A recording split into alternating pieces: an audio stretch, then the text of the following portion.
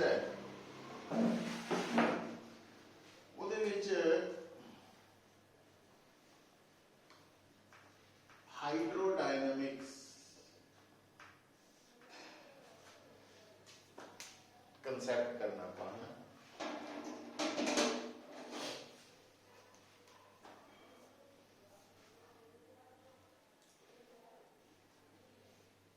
Hydrodynamics दे विच basically flowing liquid दे नाल ये रिलेटेड टॉपिक है और इस केस दे विच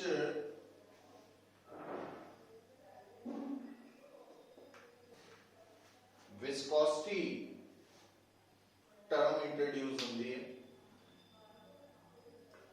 हुण पुत्र जिहड़ी विस्कोसिटी टर्म है इहदे अकॉर्डिंगली ये मतलब एक तरह की लिक्विड दी या फ्लूइड्स दी प्रॉपर्टी है और इसके कारण की हुंदा वा विस्कस फोर्स जिसका दूसरा नाम डैम्पिंग फोर्स भी कह सकते हैं।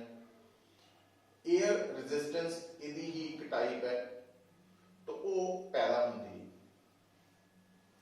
पर ये फोर्स विस्कोसिटी दे करके आनी किदां कदों आनी है जदों liquid the different layers they which relative motion होना मतलब जदों लिक्विड दियां डिफरेंट लेयर्स या फ्लूइड दियां डिफरेंट लेयर्स ने डिफरेंट वेलोसिटीज नाल मूव करना तां ये विस्कस फोर्स इंट्रोड्यूस होनी है। इन्हें कम्स इनटू प्ले होना वा तो इन्हें अपना रोल प्ले करना। हुण विस्कस फोर्स कैलकुलेट करने का फार्मूला की है अगर सानू कोई पूछे ਉਹਦੇ ਲਈ देखो पुत्र सब तो पहला थानू एक टर्म पता होनी चाहिए है coefficient of viscosity.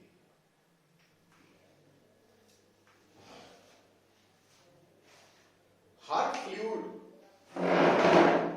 Fluid practically viscous हुंदा पर कई बार आपां ना एक टर्म यूज करते हैं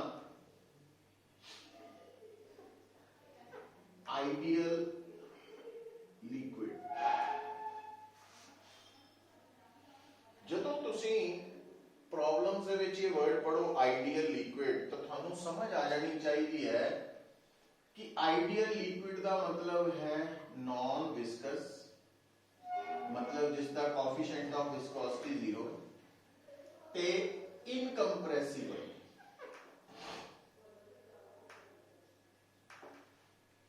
इनकंप्रेसिबल का मतलब जिस लिक्विड नू बिल्कुल भी कंप्रेस नहीं किया जा सकता जिसका बल्क मॉडुलस इनफिनिटी के थे बल्क मॉडुलस। तो आइडियल लिक्विड नू छड्ड के बाकी सारे फ्लूइड्स विस्कस होंदे हैं कंप्रेसिबल भी होंदे हैं बट लिक्विड दी कंप्रेसिबिलिटी नू असीं टू सम एक्सटेंट ही कंसीडर करते हैं। तो पर ये मतलब टर्म्स दे नाल बेसिक टर्म्स दे नाल फैमिलियर होना बहुत जरूरी हुंदा उस तो बिना आपां पूरी स्टेटमेंट नू फॉलो नहीं कर पाते।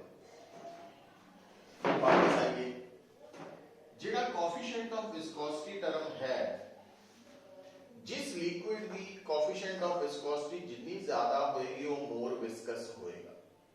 ठीक है हुण विस्कोसिटी नू विस्कसनेस नू डेंसिटी नाल नहीं रिलेट करना। डेंसिटी एक अलग टर्म है विस्कस प्रॉपर्टी एक अलग term.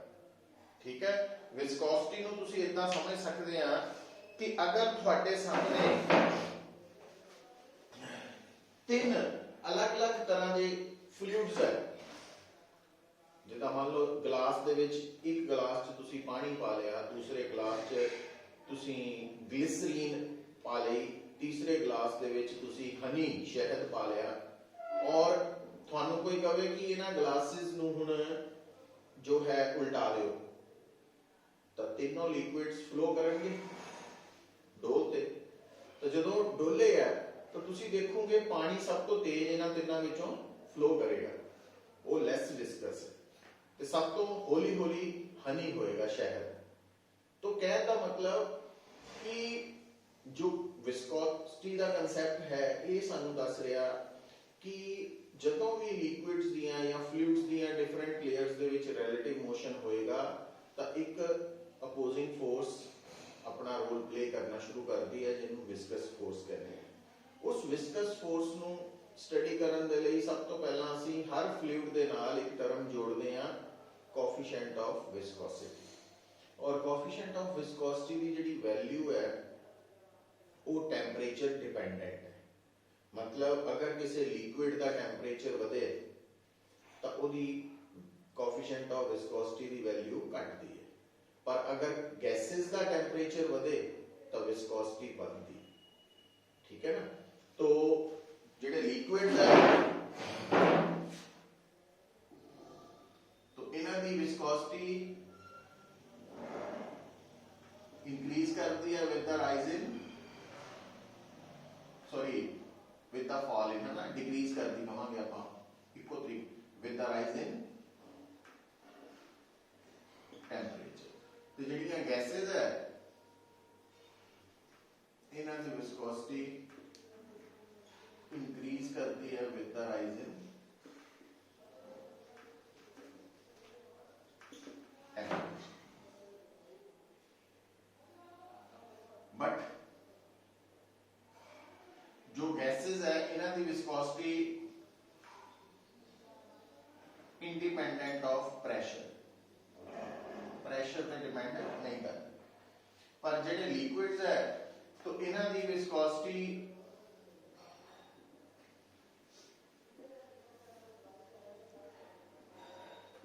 With the rise in pressure.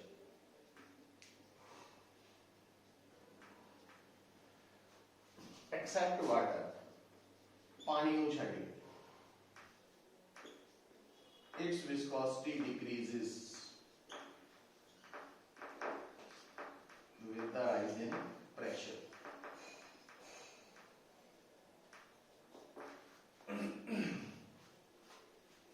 जिहड़ा पानी है लिक्विड तो जदों इहदे ते प्रेशर वधावांगे तो इहदी विस्कोसिटी घटदी है, बाकी सारे लिक्विड्स दी viscosity with the rise in pressure वधेगी, इंक्रीज कर।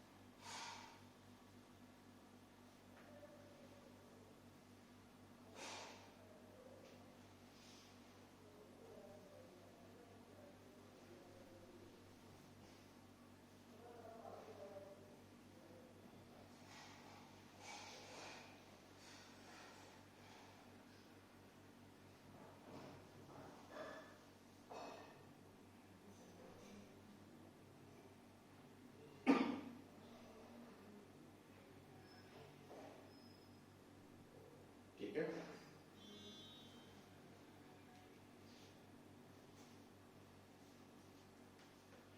हुण देखो, हुण है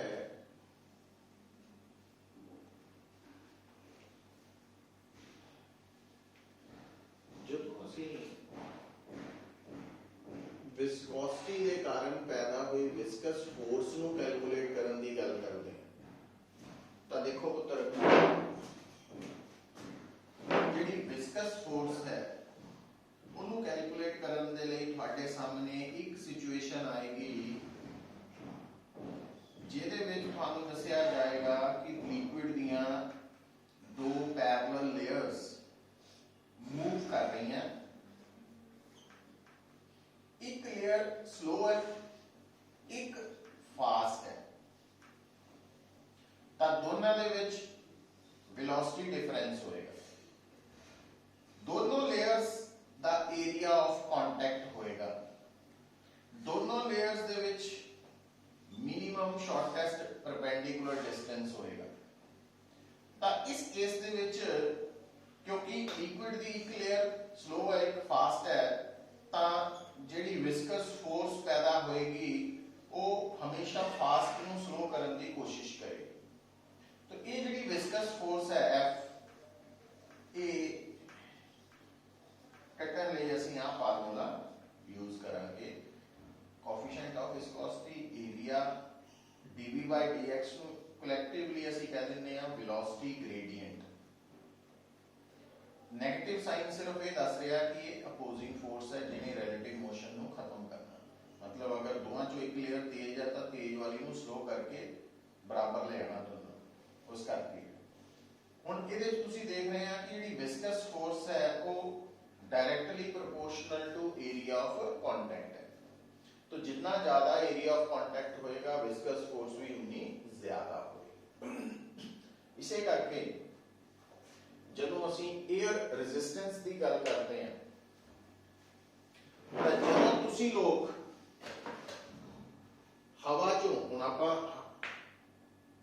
ਹਵਾ 'ਚ ਪ੍ਰੈਜ਼ੈਂਟ ਆ, ਜਦੋਂ ਅਸੀਂ ਚੱਲਦੇ ਹਾਂ, ਦੌੜਦੇ ਹਾਂ, ਕਾਰ ਚਲਾਉਂਦੇ ਹਾਂ, ਹਨਾ, ਤਾਂ ਇਹ ਸਾਰਾ ਕੁਝ ਹਵਾ ਦੇ ਵਿੱਚ ਹੋ ਰਿਹਾ। ਨੋਰਮਲ ਹਾਲਾਤਾਂ ਦੇ ਵਿੱਚ ਜਦ ਤੱਕ ਸਾਨੂੰ ਕਿਹਾ ਨਾ ਜਾਏ ਸਟੇਟਮੈਂਟ 'ਚ, ਤਦ ਤੱਕ ਅਸੀਂ ਹਵਾ ਦੇ ਇਫੈਕਟ ਨੂੰ ਕੰਸੀਡਰ ਨਹੀਂ ਕਰਦੇ, ਜਿਹਨੂੰ 에ਅਰ ਰੈਜ਼ਿਸਟੈਂਸ ਕਹਿੰਦੇ ਆ। ਪਰ ਜਦੋਂ ਸਾਨੂੰ 에ਅਰ ਰੈਜ਼ਿਸਟੈਂਸ ਦੀ ਗੱਲ ਆਏਗੀ ਤਾਂ F is equal to ਆ ਵਾਲਾ ਕਨਸੈਪਟ ਇੰਟਰੋਡਿਊਸ ਹੋਣਾ ਸ਼ੁਰੂ ਹੋਏਗਾ ਵਿਸਕੋਸਿਟੀ ਵਾਲਾ, ਔਰ ਉਹਦੇ ਵਿੱਚ ਦੇਖ ਰਹੇ ਹਾਂ ਕਿ ਜਿੰਨਾ ਏਰੀਆ ਆਫ ਕੰਟੈਕਟ ਜ਼ਿਆਦਾ ਹੋਏਗਾ उन्ना विस्कस फोर्स ज्यादा होगी। तो ਇਹਦਾ मतलब ये है पुत्र, ਤੁਸੀਂ ਹੁਣ ਕਈ ਪ੍ਰੈਕਟੀਕਲ ਐਗਜ਼ਾਮਪਲਸ ਦੇਖਦੇ ਆ, ਜਿੱਦਾਂ ਕਿ ਅਸੀਂ ਲੋਕ ਜਦੋਂ ਓਲੰਪਿਕਸ ਦੇ ਵਿੱਚ ਜਾਂ ਏਸ਼ੀਅਨ ਗੇਮਸ ਦੇ ਵਿੱਚ ਆਪਣਾ ਸਪ੍ਰਿੰਟ ਜਿਹੜੀ 100 ਮੀਟਰ ਦੀ ਰੇਸ ਹੈ, 200 ਮੀਟਰ ਦੀ ਰੇਸ ਹੈ, ਉਹ ਦੇਖਦੇ ਆ।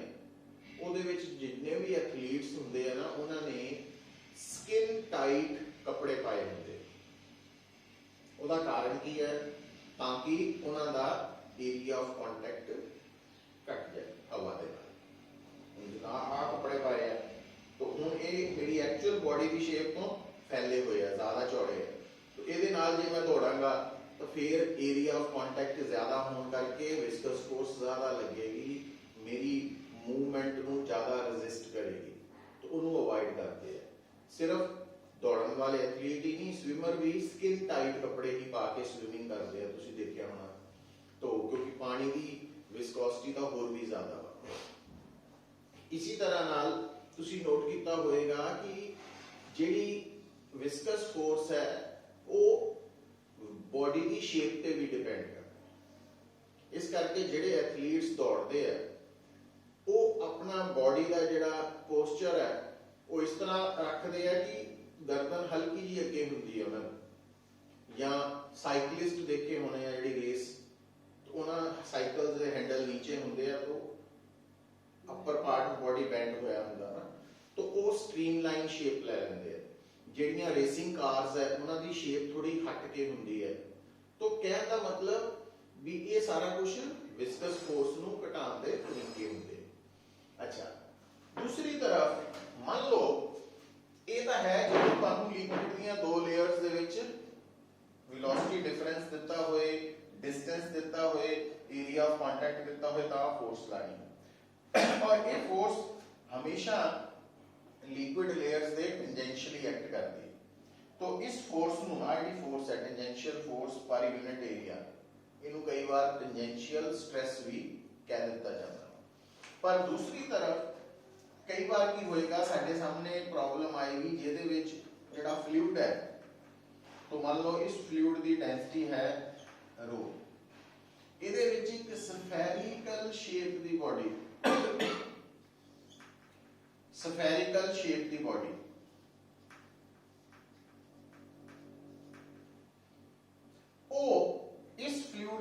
मूव कर रही है विद वेलोसिटी v। ਹੁਣ ਆਹ ਗੱਲ ਬੜੀ ਇੰਪੋਰਟੈਂਟ ਹੈ। ਜਦੋਂ ਵੀ ਤੁਹਾਡੇ ਸਾਹਮਣੇ ਸਫੈਰਿਕਲ ਬੋਡੀ ਫਲੂਇਡ ਦੇ ਅੰਦਰ ਮੂਵ ਕਰੇਗੀ ਵਿਦ ਵੈਲੋਸਿਟੀ v, ਤਾਂ ਉਹਦੇ ਤੇ ਲੱਗਣ ਵਾਲੀ ਵਿਸਕਸ ਫੋਰਸ ਕੱਢਣ ਦਾ ਫਾਰਮੂਲਾ, ਔਰ ਇਹਨੂੰ ਅਸੀਂ ਸਟੋਕਸ ਲਾ ਕਹਿੰਦੇ ਹਾਂ। ਸੋ ਆ ਵੀ ਵਿਸਕਸ ਫੋਰਸ ਕੱਢਣ ਦਾ ਫਾਰਮੂਲਾ, ਆ ਵੀ ਸਿਚੁਏਸ਼ਨ ਬਦਲ ਗਈ ਹੈ। तो ये विस्कस फोर्स किहदे ते लग रही है? सफेरिकल बॉडी ते, जेडी की फ्लूइड च लग रही है। और इहदे विच r की है उस सफेरिकल बॉडी दा रेडियस, v की है स्पीड या वेलोसिटी ईटा, और f ध्यान दियो पुत विस्कस फोर्स है। और सफेरिकल बॉडी दे ऊपर जेडी विस्कस फोर्स लगनी है वो उदों लगनी है जदों सफेरिकल बॉडी मोशन च, जे वो रेस्ट ते आ फिर नहीं लगनी। हुण इस तो पहला आपां जदों टॉपिक पढ़िया सी बुआइंट फोर्स, जेडे फ्लूइड्स है ना, हुण ध्यान दियो जे तुहाडा लिक्विड आइडियल है तां नॉन विस्कस है, तां इहदा मतलब आइडियल लिक्विड च अगर कोई सफेरिकल बॉडी मूव कर रही है तो उत्ते विस्कस फोर्स नहीं लगनी, पर बुआइंट फोर्स हमेशा लगनी। बुआइंट फोर्स हमेशा लगती है उस बॉडी ते जेडी फ्लूइड दे अंदर इमर्ज है, और बुआइंट फोर्स की डायरेक्शन हमेशा वर्टिकली अपवर्ड होती है, भी irrespective of the state of body. पर जेडी विस्कस फोर्स लगनी है ये एक तां लगनी है विस्कस मीडियम च, लगनी उदों है जदों बॉडी मोशन च है, और लगनी किधर नूं है? जिधर नूं बॉडी मूव कर रही है उहदी वेलोसिटी दे ऑपोजिट। जे बॉडी नीचे नूं मूव कर रही है तो विस्कस फोर्स ऊपर नूं, जे बॉडी ऊपर नूं मूव कर रही है तो विस्कस फोर्स नीचे नूं, जे बॉडी लेफ्ट नूं मूव कर रही है तो विस्कस फोर्स राइट नूं, जे राइट नूं मूव कर रही है तो लेफ्ट नूं। मतलब ये जिहड़ी फोर्स है ये हमेशा v दे ऑपोजिट होनी है, ध्यान च रखना। तो ये नोट कर लो दोनों।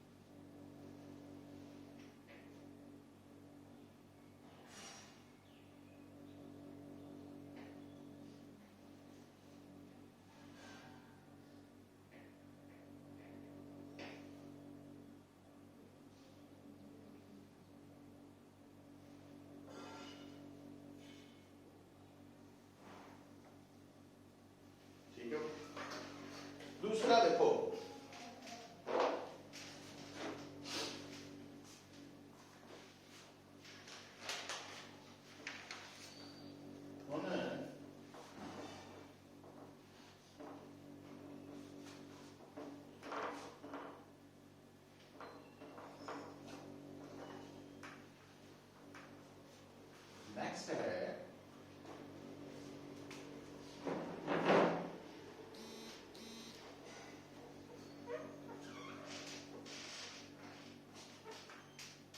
Terminal velocity.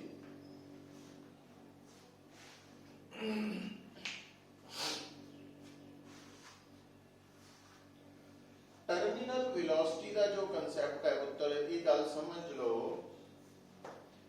जदों भी कोई बॉडी फ्लूइड दे अंदर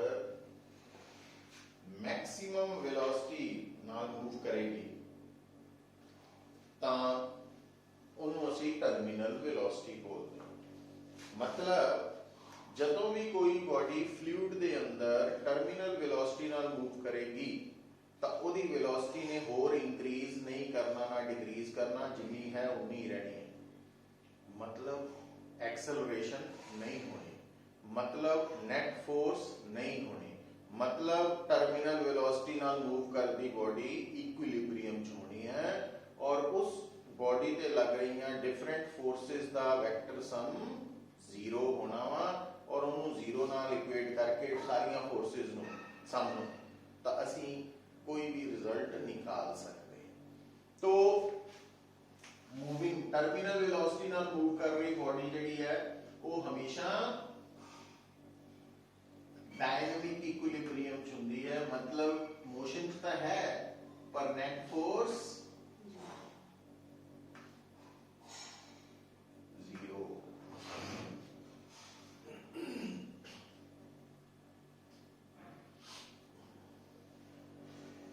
और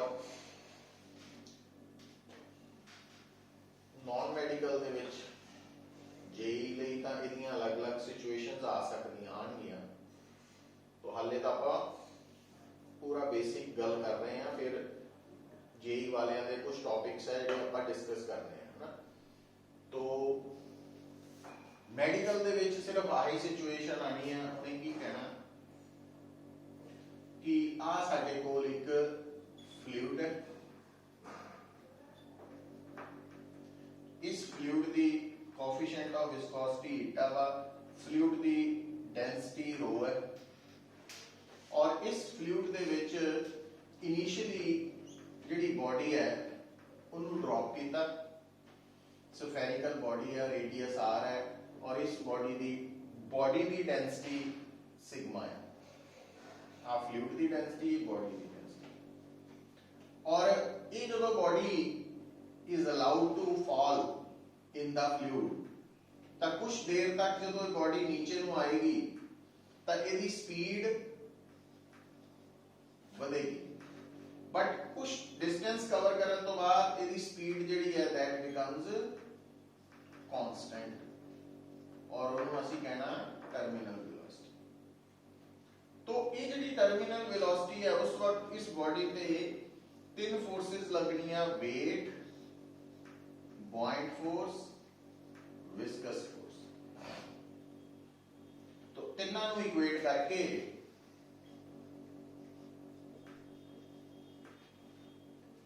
तो वेट mg है, तो mg ਨੂੰ ਆਪਾਂ वॉल्यूम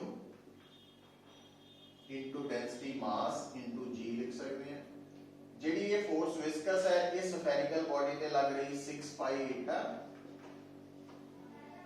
और बॉइंट फोर्स क्योंकि बॉडी पूरी तरह नाल इमर्ज्ड है ता डिस्प्लेस्ड फ्लूइड दा वॉल्यूम भी बॉडी वाला वॉल्यूम ही है और इनू सॉल्व करके असी टर्मिनल वेलोसिटी जिहड़ी है 2 पाई 9 r² by eta sigma minus rho G आ फार्मूला तैयार करना। पर ये फार्मूला उदों काम आना टर्मिनल का, ज्यादातर हालात यही रहने हैं, मेडिकल च रहनी है कि बॉडी के ऊपर तीनों फोर्सेस ही लगनियां, वेट, बॉइंट फोर्स ते विस्कस फोर्स, और ये बॉडी शुरू च ड्रॉप हुई और इस बॉडी की जिहड़ी वेलोसिटी है वो टाइम दे नाल या डिस्टेंस दे नाल कितना इंक्रीज की, टाइम और डिस्टेंस पहला वधी फिर उस तो बाद कांस्टेंट हो।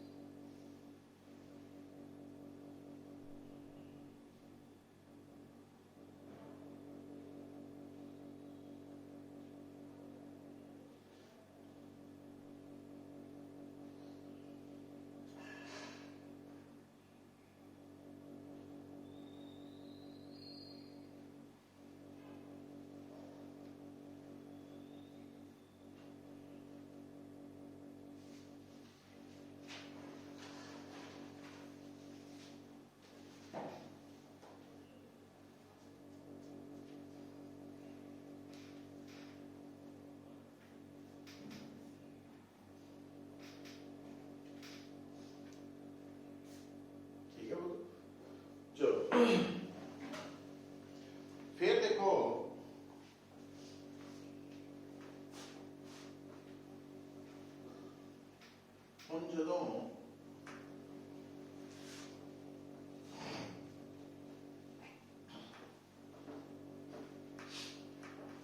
ਨੈਕਸਟ ਜਿਹੜਾ ਨਾ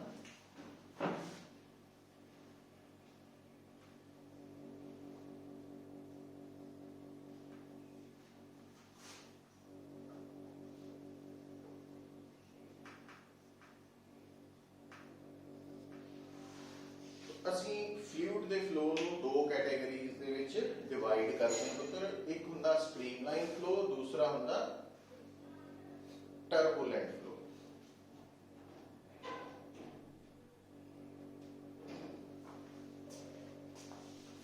ਇੱਕ ਹੁੰਦਾ ਸਟ੍ਰੀਮ ਨਮਸਕਾਰ ਆਜੋ ਹਾਂਜੀ ਆਜੋ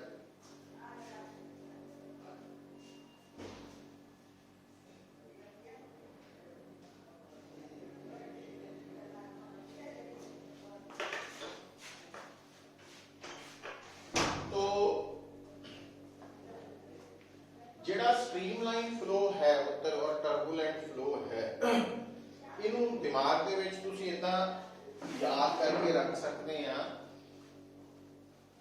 ਕਿ ਕਿਸੇ ਮੇਲੇ ਦੇ ਵਿੱਚ ਤੁਰੇ ਜਾਂਦੇ ਲੋਕੀ, ਹਨਾ, ਕਿਸੇ ਮੇਲੇ 'ਚ ਤੁਰੇ ਜਾਂਦੇ ਲੋਕੀ ਜਾਂ ਕਿਸੇ ਨਗਰ ਕੀਰਤਨ ਦੇ ਵਿੱਚ ਤੁਰੇ ਜਾ ਰਹੇ ਲੋਕ ਜਾਂ ਸ਼ੋਭਾ ਯਾਤਰਾ 'ਚ ਤੁਰੇ ਜਾ ਰਹੇ ਲੋਕ, ਉਹ ਜਿਹੜਾ ਫਲੋ ਹੈ ਉਹ ਟਰਬੂਲੈਂਟ ਫਲੋ ਹੈ। ਠੀਕ ਹੈ, ਉਹ ਮੈਂ ਦੱਸਦਾ ਕਿੱਦਾਂ। ਤੇ ਦੂਜੇ ਪਾਸੇ ਜਦੋਂ 26 ਜਨਵਰੀ ਨੂੰ ਮਾਰਚ ਪਾਸਟ ਹੁੰਦਾ ਵਾ, ਹਨਾ, ਆਪਾਂ ਦੇਖਦੇ ਹਾਂ ਟੈਲੀਵਿਜ਼ਨ ਤੇ, ਉਹਦੇ ਵਿੱਚ ਵੀ ਲੋਕੀ ਤੁਰੇ ਜਾ ਰਹੇ ਫੌਜੀ, ਪਰ ਉਹ ਸਟ੍ਰੀਮਲਾਈਨ ਫਲੋ ਹੈ। ਹੁਣ ਉਹਦੇ 'ਚ ਸਮਝ ਆਣੀ ਸ਼ੁਰੂ ਹੋ ਜਾਣੀ ਕਿ ਤੁਸੀਂ ਹਰ ਪਰਸਨ ਨੂੰ, ਚਾਹੇ ਉਹ ਆਮ ਆਦਮੀ ਹੈ ਜਾਂ ਫੌਜੀ ਹੈ, ਉਹਨੂੰ ਲਿਕੁਇਡ ਜਾਂ ਫਲੂਇਡ ਮੋਲੀਕਿਊਲ ਸਮਝੋ।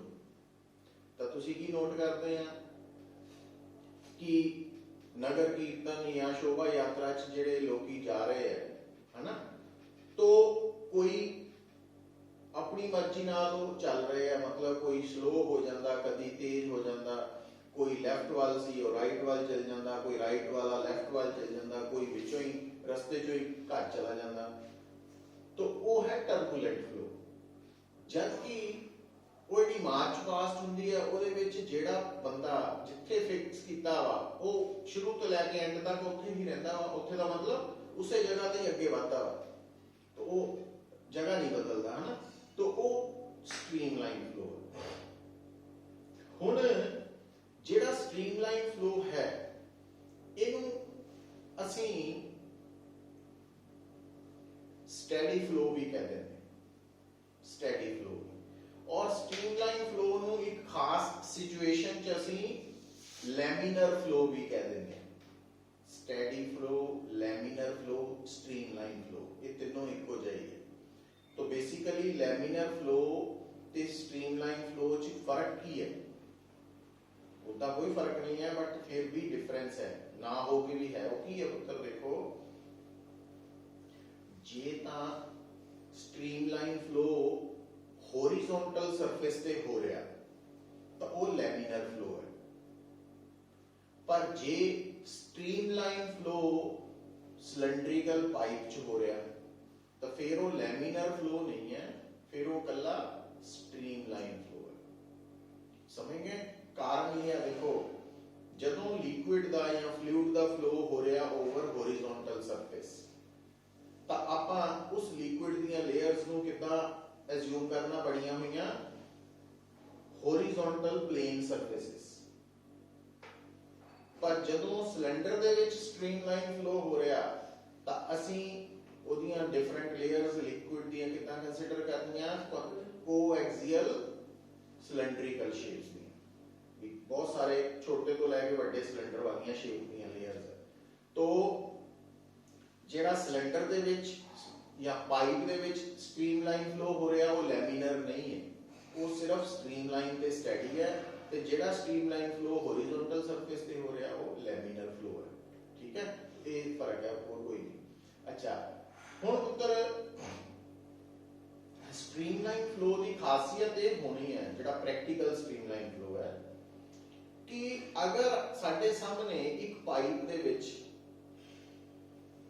ਸਟ੍ਰੀਮਲਾਈਨ ਫਲੋ ਹੋ ਰਿਹਾ ਹੈ, ਤਾਂ ਉਹਦਾ ਮਤਲਬ ਇਹ ਹੈ ਕਿ ਅਗਰ ਤੁਸੀਂ ਉਸ ਪਾਈਪ ਦੇ ਅੰਦਰ ਅਸਿਊਮ ਕਰੋ ਕਿ 3 2 5 6 ਜਿੰਨੇ ਮਰਜ਼ੀ ਅਲੱਗ-ਅਲੱਗ ਪੋਜੀਸ਼ਨਸ ਅਸੀਂ ਫਿਕਸ ਕਰ ਲਈਆਂ, ਔਰ ਅਸੀਂ ਉਹਨਾਂ ਪੋਜੀਸ਼ਨਸ ਤੇ ਮੰਨ ਲਓ 3 ਪੋਜੀਸ਼ਨਸ ਫਿਕਸ ਕਰ ਲਈਆਂ, ਉਹਨਾਂ ਤਿੰਨੋਂ ਪੋਜੀਸ਼ਨਸ ਤੇ ਨਿਗਾਹ ਰੱਖੀ ਕਿ ਜਿਹੜਾ ਮੋਲੀਕਿਊਲ ਉਹਨਾਂ ਪੋਜੀਸ਼ਨਸ ਚੋਂ ਲੰਘ ਕੇ ਜਾਏਗਾ ਉਹਦੀ ਵੈਲੋਸਿਟੀ ਕਿੰਨੀ ਹੈ।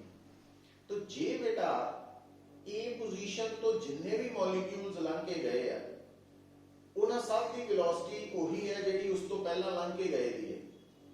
यो बी दे ऊपर जिन्ने मॉलिक्यूल्स लंघ के गए उन्हां दी वेलोसिटीज पहले वर्गी ही है, पहले वालियां दी बराबर ही है, तो असं कहना ये किहड़ा फ्लो है, स्ट्रीमलाइन फ्लो। तो पर ये जरूरी नहीं है स्ट्रीमलाइन फ्लो दे विच कि ए पॉइंट चो लंघण वालियां दी वेलोसिटीज बी दे बराबर ही होण।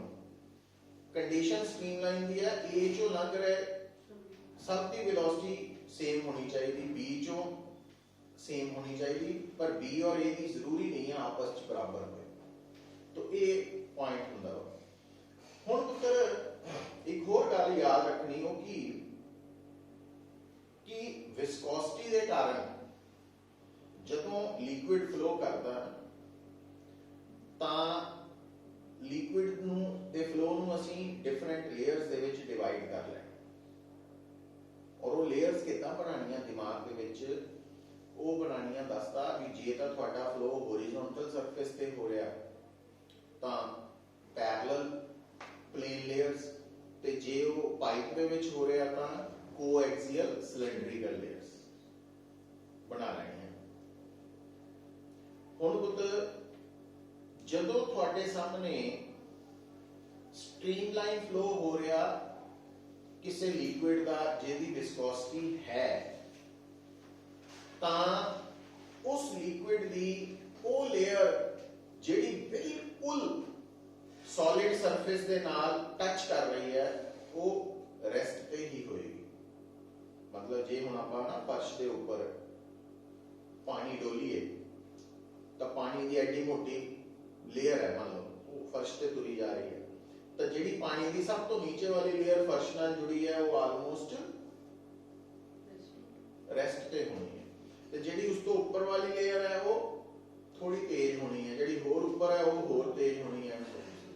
मतलब जिहड़ी लिक्विड दी लेयर या फ्लूइड दी लेयर स्टेशनरी सरफेस दे नाल जुड़ी हुई है वो ऑलमोस्ट रेस्ट पे ही है, और जिन्ना उस लेयर दी दूरी स्टेशनरी सरफेस तो ज्यादा होएगी उतनी तेज होएगी, तो ये विस्कोसिटी का इफेक्ट होएगा। ठीक है, हुण पाइप है, हुण पाइप च ध्यान रखना पाइप दे विच स्टेशनरी सरफेस चारों पासे ही है, ਇਹਦਾ मतलब पाइप च सब तो तेज लेयर पता किहड़ी है, जिहड़ी अलोंग द एक्सिस है, एक्सिस दे ऊपर वाली नहीं कहना, ते ध्यान च रखिए ना। चलो हुण पुत्तर इतने कुछ टर्म्स साडे सामने आनियां वा, जिस तरह Reynolds number. Reynolds number important concept है,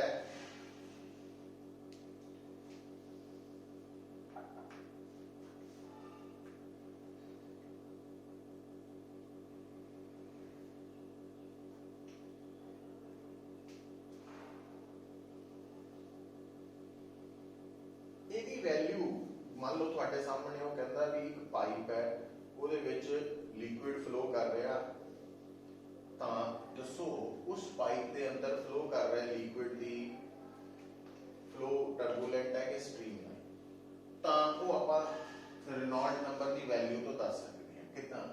ਜੇ ਮੰਨ ਲਓ ਰੇਨॉल्ड ਨੰਬਰ ਦੀ value less than equal to 2000 ਹੈ, फिर ਅਸੀਂ कहना फ्लो इज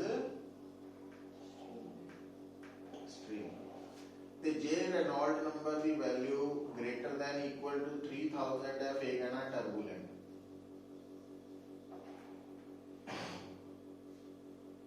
पर जे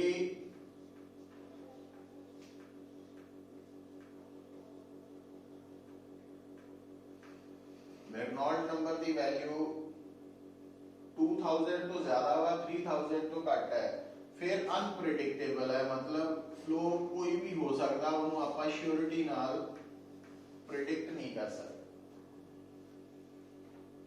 वैल्यूज याद रखनी है तुसीं, कई बार इन्हां ते क्वेश्चन आ जाता, मतलब है तो इंफॉर्मेशन ही आपां इकट्ठी की हुई है सिलेबस वाली, तो उहदे बिहाफ ते कुछ भी आ सकता, देखने में सौखा लगता बट उदों याद नहीं ना रहनी है एडे वड्डे सिलेबस च, गड़बड़ हो जाती। अच्छा, फिर बेटा स्ट्रीमलाइन और टर्बुलेंट फ्लो नूं अलग करने के लिए इत्थे एक टर्म असीं इंट्रोड्यूस करते हैं, क्रिटिकल वेलोसिटी।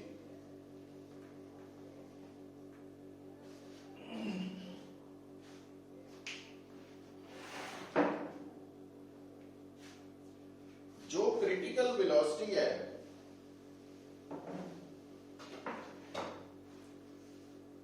तो हुण हुंदा कि बड़ी वधिया एग्जांपल अपने सामने आ सकती है। हुण जिद्दां मान लो घर दे विच ना एक नॉर्मल टूटी लगी, नॉर्मल टूटी इन द सेंस मैं की करना कह रहा कि इस कॉन्टेक्स्ट च, क्योंकि अजकल ना जिहड़ियां टूटी आंदियां असीं घरां च लगाने आ, जिथों पानी बाहर निकलदा उत्थे ना एक जाली लगी हुंदी है,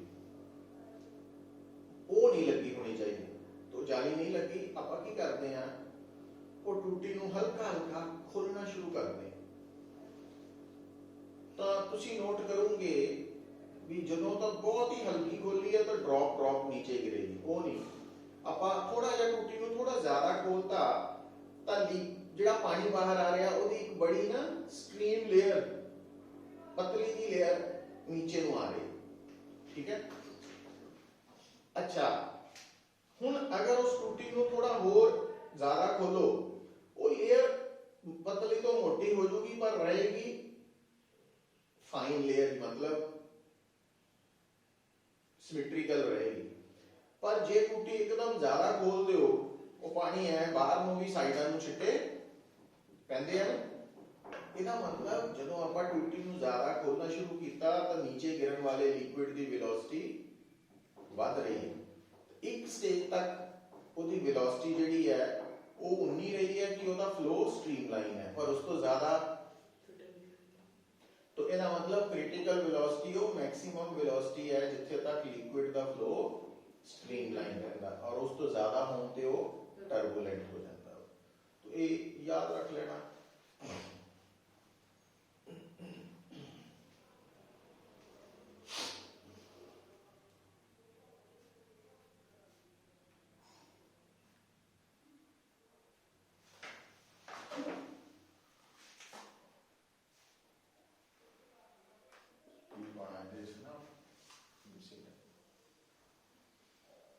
प्रेडिक्टेबल टी नहीं ना पाया।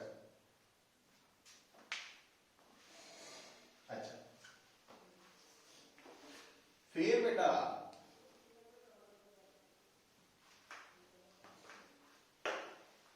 जो नेक्स्ट टॉपिक आ रहा साडे सामने, वो आ रहा इक्वेशन ऑफ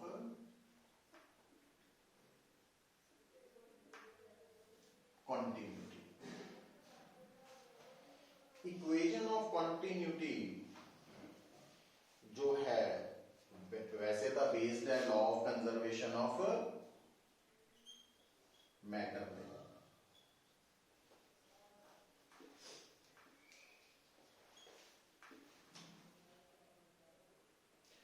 कि अगर मान लो थोड़े कोल एक पाइप है non uniform area of cross section वाली, एक पाइप है जी मोटी है पतली है किसी जगह पर, तो उस पाइप चो निकलन वाले लिक्विड की वेलोसिटी का कंट्रोल किहदे हाथ च हुंदा, एरिया ऑफ क्रॉस सेक्शन। देखो पुत्तरों, हुण जदों तुसीं मान लो टूटी दे अगे पानी निकल रहा सी, तुसीं थोड़ा हाथ रखता, पानी तेज नहीं हो जाता, क्योंकि हाथ रखने नाल तुसीं एरिया ऑफ क्रॉस सेक्शन नूं घटाता ना, तो law of conservation of matter ते बेस्ड है इक्वेशन ऑफ कंटिन्यूटी, और वो कहती है कि किसी भी फ्लोइंग लिक्विड की जी वेलोसिटी है और एरिया ऑफ क्रॉस सेक्शन है, दोनों का प्रोडक्ट कांस्टेंट है। मतलब जिथे फ्लोइंग लिक्विड का एरिया ऑफ क्रॉस सेक्शन ज्यादा वा उत्थे वेलोसिटी घट होनी है। और ये सारी गल किहड़े लिक्विड नाल आपां कर रहे हैं, आइडियल लिक्विड नाल, मतलब वो लिक्विड जिन्हों कंप्रैस नहीं किया जा सकता, जिहदी डेंसिटी हर जगह पे सेम है।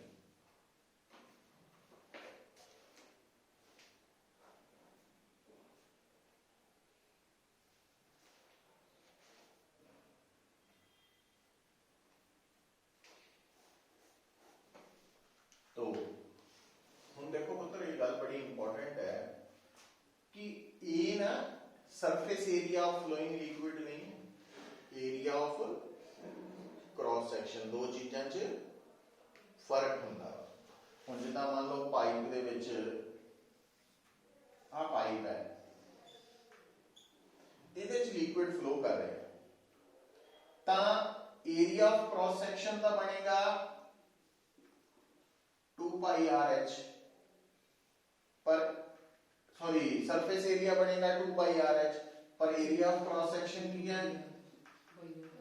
पाई आर सी। तो दो चीज़ों च फर्क है ना। हुण जिथे नदी तेज फ्लो कर रही है उत्थे उहदी डेप्थ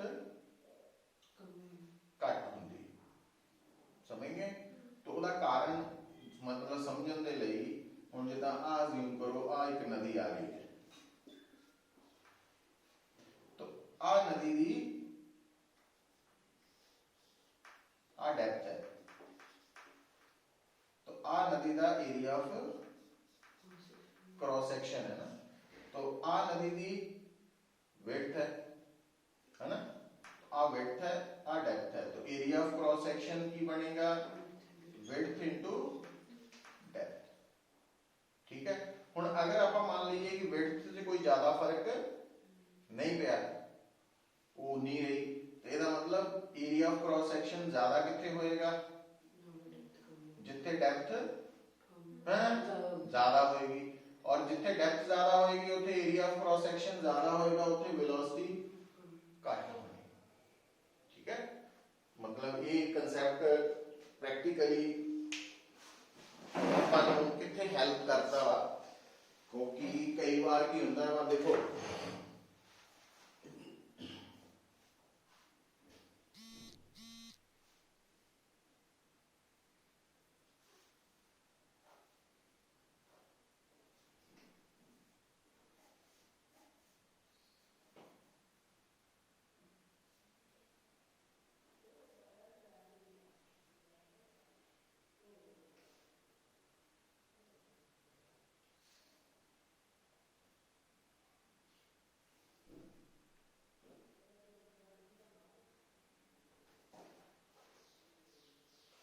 तो इस गल को मैं जोड़ रहा सीगा भी आपां प्रैक्टिकली कई बार देखते हैं भी, खास करके जो असी हिल स्टेशन वाल जाने हैं है ना, कुल्लू मनाली साइड जाओ तो मेन सड़क के नाल नाल नदी जा रही है।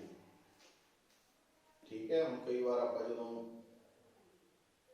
हॉलीडे इंजॉय करन जा रहे हैं तो असी की करते हैं, नाल नदी चल रही है, एक जगह ते जाने हैं बिल्कुल सड़क और नदी बिल्कुल नाल नाल हो जाते हैं, तो असी रोक के उत्थे पत्थर भी है नदी ते पत्थरां ते खड़ के असी फोटो खिचवाने हैं है ना, अजकल तो सैल्फी लेने हैं। तो हुण उत्थे पानी जा रहा है पत्थरां चों निकल के, तो असी की देखते हैं कि कुछ दूरी तक नदी की चौड़ाई तो लगभग उन्नी है, पर एक जगह ते पानी तेज है, एक जगह ते पानी थोड़ा स्लो है। तो यह मतलब जिथे पानी स्लो है उत्थे नदी गहरी है, डेप्थ है उसकी ज्यादा, रिस्की कम है, तो जिथे पानी थोड़ा तेज है उत्थे कंपैरेटिवली शैलोअर होएगी, घट गहरी होएगी, डेप्थ ज्यादा नहीं होगी, है ना। मतलब अपनी प्रिकॉशन लैन के लिए कई, क्योंकि असं उल्ट सोचते हैं भी इतने पानी स्लो है, इतने खड़े हो जाओ, वो खड़े की हो जाओ तो पूरा ही थले चल जाना तुसीं। ते जिथे थोड़ा पानी तेज है तो उत्थे नदी गहरी नहीं है, उत्थे अपना पानी भी सिर तक नहीं आऊगा, इत्थे तक आ गया, या कह लो घट है। सो वैसे तो पानी तेज भी नाल ले जा सकता, वो नहीं कह रहा भी उत्थे सर ने कहा सीगा भी तेज पानी भी उस सेंस। दूसरी गल पुत्र ये है कि ਜਿਹੜੇ ਆਪਾਂ ਜਾਨਵਰ ਹੈ, ਜੇ ਤੁਸੀਂ ਨੋਟ ਕੀਤਾ ਹੋਵੇਗਾ ਨਾ ਡਾਕੂਮੈਂਟਰੀਜ਼ ਆਉਂਦੀਆਂ ਵਾ ਡਿਸਕਵਰੀ ਚੈਨਲ ਤੇ, ਜਾਂ ਉਹਦੇ ਵਿੱਚ ਹੁਣ ਜਦੋਂ ਜੰਗਲਾਂ ਦੇ ਵਿੱਚ ਜਾਨਵਰ ਇੱਕ ਤੋਂ ਦੂਜੇ ਹਿੱਸੇ ਸ਼ਿਫਟ ਹੁੰਦੇ ਆ ਤਾਂ ਰਸਤੇ 'ਚ ਕਈ ਵਾਰ ਨਦੀ ਵੀ ਆਉਂਦੀ ਹੈ, ਤਾਂ ਉਹ ਹਮੇਸ਼ਾ ਨਦੀ ਦਾ ਕਿਹੜਾ ਪਾਥ ਰਸਤਾ ਚੁਣਦੇ ਆ ਨਦੀ 'ਚੋਂ ਜਿੱਥੇ ਪਾਣੀ ਥੋੜਾ ਤੇਜ਼ ਹੈ, ਕਿਉਂਕਿ ਉੱਥੋਂ ਉਹਨਾਂ ਨੇ ਤੁਰ ਕੇ ਜਾਣਾ ਹੁੰਦਾ, ਪਾਣੀ ਡੈਪਥ ਘੱਟ ਹੋਣੀ ਹੈ ਨਾ, ਤੇ ਜਿੱਥੇ ਪਾਣੀ ਸਲੋ ਹੈ ਉੱਥੋਂ ਨਹੀਂ ਲੰਘ ਕੇ ਜਾਣਾ ਉਹਨਾਂ ਨੇ, ਕਿਉਂਕਿ ਉੱਥੇ ਡੈਪਥ ਸਵਿਮਿੰਗ ਜੇ ਆਉਂਦੀ ਹੋਈ ਫਿਰ ਅਲੱਗ ਕਨਸੈਪਟ ਹੈ, ਪਰ ਜੇ ਸਵਿਮਿੰਗ ਨਹੀਂ ਆਉਂਦੀ ਫਿਰ ਉਹਦੇ ਲਈ ਡੈਪਥ ਘੱਟ ਚਾਹੀਦੀ। ਔਰ ਇਹੀ ਕਨਸੈਪਟ ਯੂਜ਼ ਕਰਦੇ ਸੀ ਪੁਰਾਣੇ ਜ਼ਮਾਨੇ 'ਚ ਨਦੀ ਨੂੰ ਕ੍ਰੋਸ ਕਰਨ ਦੇ ਲਈ। ਵੀ ਮੰਨ ਲਓ ਕਿਸੇ ਨੇ ਅਟੈਕ ਕੀਤਾ ਵਾ ਜਾਂ ਦੂਰ ਦੇਸ਼ 'ਚ ਜਾਣਾ, ਉਦੋਂ ਕਿਹੜਾ ਬ੍ਰਿਜਿਸ ਹੁੰਦੇ ਸੀ, ਤਾਂ ਫਿਰ ਨਦੀ ਜਿੱਥੋਂ ਥੋੜੀ ਜਿਹੀ ਤੇਜ਼ ਆ ਉੱਥੇ ਉਹਦੀ ਡੈਪਥ मतलब चाहे उन्होंने ना पता हो इक्वेशन ऑफ कंटिन्यूटी का कंसैप्ट फार्मूला, पर प्रैक्टिकली उसकी इंपॉर्टेंस पता सी। सो ये है इक्वेशन ऑफ कंटिन्यूटी। तो हेडिंग लिख लो, फिर आप कल का टेस्ट है ना, कल EMI और AC का टेस्ट होएगा कंपटीशन वाला, ते नाल रेगुलर क्लास ला लांगे पहला 8 ਤੋਂ 9, ठीक है। ਤੇ ਹੁਣ ਹੈਡਿੰਗ ਲਿਖ ਲਓ, ਫਿਰ ਇਹ ਆਪਾਂ ਅਗਲੀ ਕਲਾਸ 'ਚ ਕਰਾਂਗੇ ਡਿਸਕਸ। ਪਲੱਸ ਅਗਲੀ ਗੱਲ ਕਲਾਸ 'ਚ ਹਾਈਡਰੋਡਾਇਨਾਮਿਕਸ ਕਵਰ ਹੋ ਜਾਣਾ, ਨਾਲ ਹੀ ਫਿਰ ਪਲੱਸ 2 ਦੇ ਨਾ ਜਿਹੜੇ ਟੌਪਿਕਸ ਰੈਗੂਲਰ ਕਲਾਸ 'ਚ ਨਹੀਂ ਕਵਰ ਕੀਤੇ ਆਪਾਂ, ਕਿਉਂਕਿ ਸਿਲੇਬਸ 'ਚ ਹੈ ਨਹੀਂ, ਉਹ ਕੁਝ ਟੌਪਿਕਸ ਕੰਪੀਟੀਸ਼ਨ ਲਈ ਚਾਹੀਦੇ ਅਸਾਂ, ਉਹ ਕਰਾਂਗੇ। ਇੱਕ ਹਫਤਾ ਉੱਥੇ ਲਗਾਉਂਦੇ ਹੈ ਨਾ, ਫਿਰ ਪਲੱਸ 1 'ਚ ਹੀਟ ਰਹਿ ਜਾਣਾ।